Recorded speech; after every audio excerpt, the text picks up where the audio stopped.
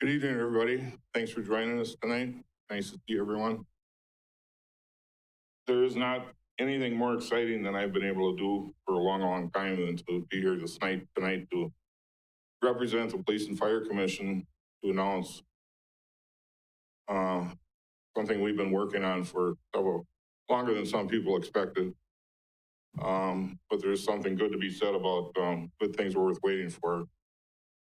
And we took this responsibility very seriously, looking for a new police chief for the Marshfield Police Department.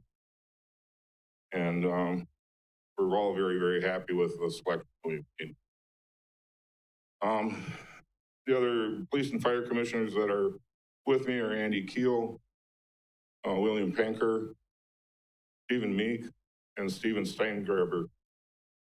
It was a prolonged process that actually started before last September.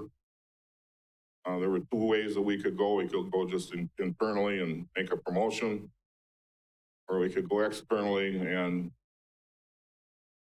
seek out candidates from other areas or other departments. That's the route we took. It wasn't a bad thing really, because what it did is it reinforced what a lot of us knew from the very beginning, is that we have people internally that can move up the ranks. We saw that happen here. So the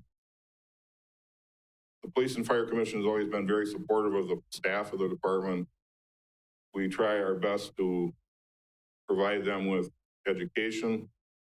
We provide them with the equipment that they need to do their job. And we promote a good working atmosphere for the department, the members of the department. And there's always room for advancement in the department.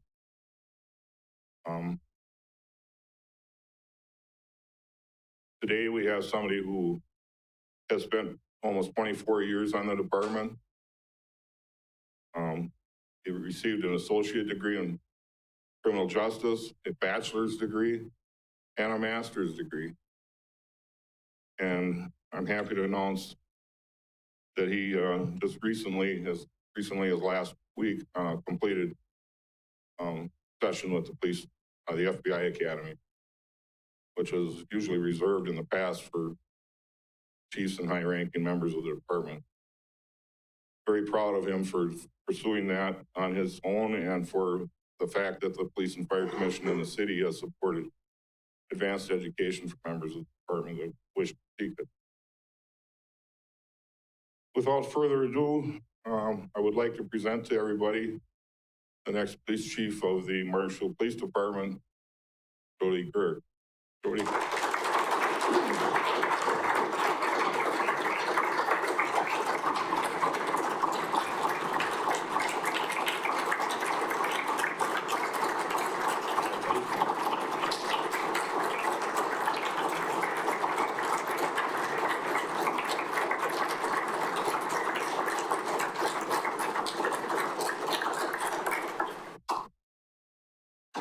And if Deb Hall would come forward, we will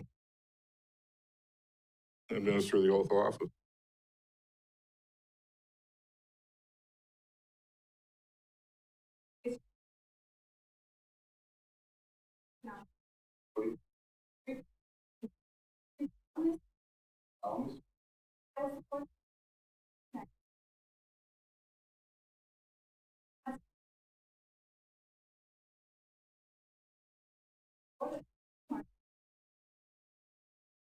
The duty my ability.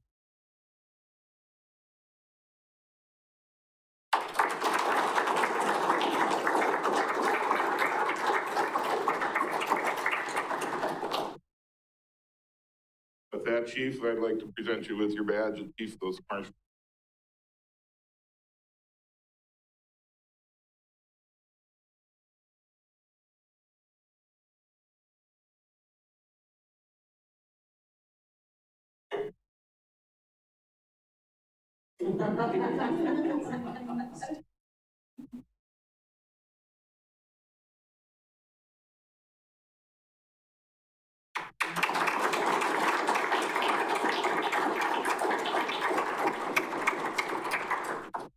and gentlemen, Jodi Geurink, Police Chief of the City of Marshfield.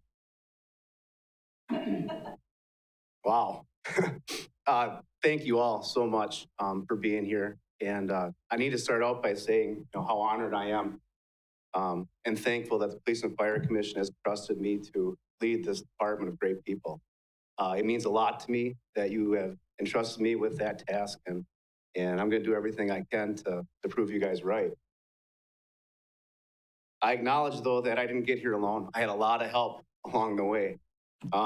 First off, my wife, Christine, has supported me through every promotion and every idea that I had about my career, and lengthy trainings and studying and all of the things that I thought I needed to do to get here. She's held the fort down, and I thank you.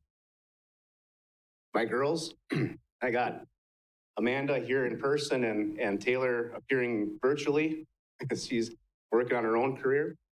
Being a cop's kid is not easy, and my kids had no exception to that. And on top of all of that, I had to miss sporting events and don't cry, and choir and all kinds of events. And sometimes when I went there, I had to show up in uniform. And they have supported me through all of that. I'm proud of you both. Mom and Dad, well, you paid for a cop school, so there's that. That was an important step in all of this. But you guys and my mother and father-in-law and my nephew and all of my brother's family, our brother's families, have been with me and supportive through my whole career, just like I know that all of our families are. Being a cop is not easy on home life, and there's a lot of sacrifices that you guys give, and it's appreciated, and your support is going to be asked a lot in the future, I'm sure.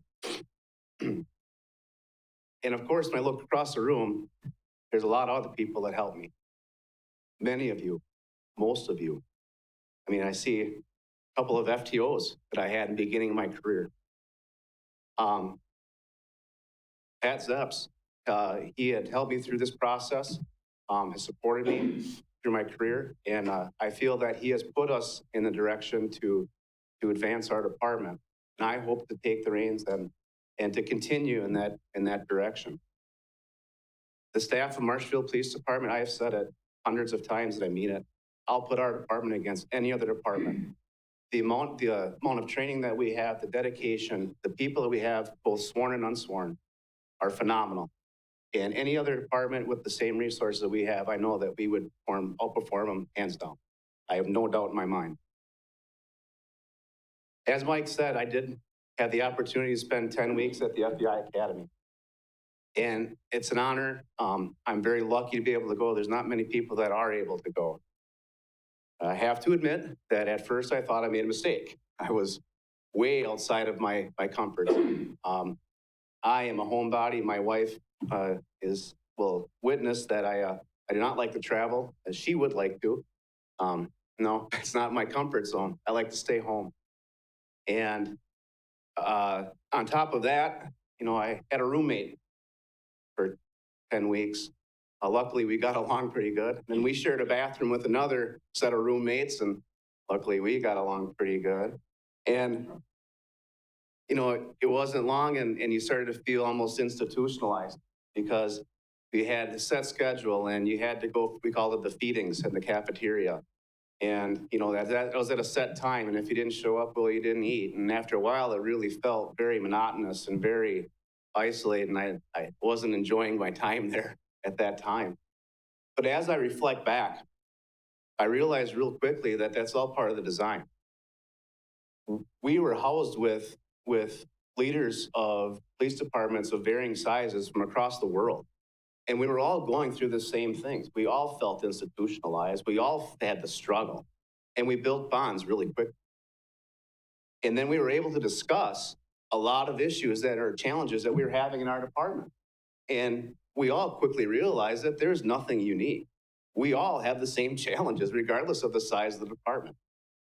We realized that departments are run by humans and staffed by humans, so we're going to have challenges. And what we need to do is work together to get through those. And sometimes what we need to do is push ourselves outside of our comfort. in order to progress, and that goes for both personal and organizational. We still have difficult challenges that we need to overcome. And I'm not naive enough to think that just selection of a new chief is going to fix all of those issues. There's no one person that can run the police department. We need to work as a team, need to work together in order to move forward. And there'll be no doubt that there'll be times that we'll all be pushed outside of our comfort zone. But if we can focus on what's best for the community, I think that we can build bridges for those that we serve. And at the same time, we can build bridges for all of us that are working behind the scenes to make things happen. And again, I have to thank Police and Fire Commission again for giving me the opportunity to lead this department and to move all of us forward. And I think it's very clear by the look around the room here that we're all ready to move forward. Thank you all very much.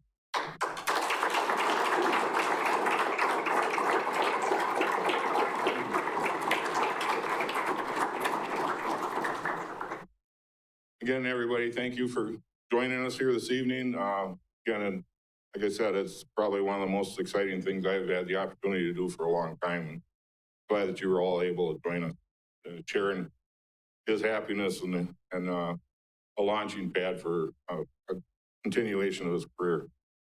So thanks again.